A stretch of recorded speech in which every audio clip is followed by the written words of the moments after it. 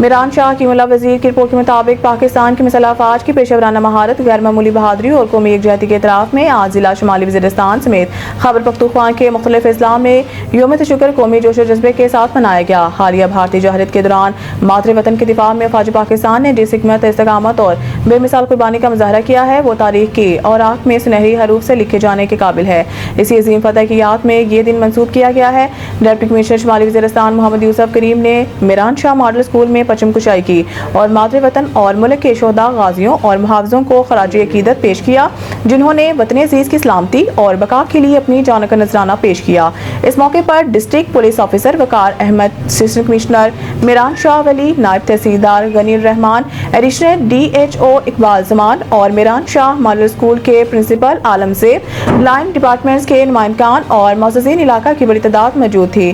تقریب کا آغاز قومی ترانے سے ہوا، جس کے بعد اتحاد، یکجہتی اور حب الوطنی کے اظہار کے طور پر ایک پرامن واقعہ کا انعقاد کیا گیا، جس میں مختلف محکموں کے افسران، سول سوسائٹی اور شہریوں نے بھرپور شرکت کی۔ طلباء طالبات نے ولولہ انگیز تقاریب کے ذریعے وطن سے محبت اور قربانی اور قومی جذبے کو اجاگر کیا، جس پر حاضرین نے بھرپور خراج تحسین پیش کیا۔ ڈپٹی کمشنر شمالی وزیرستان نے اپنے خطاب میں کہا کہ پاک فوج کی حالیہ شاندار کامیابی نے پوری دنیا پر یہ واضح کر دیا ہے کہ پاکستان ایک ناقابل تسخیر ریاست ہے۔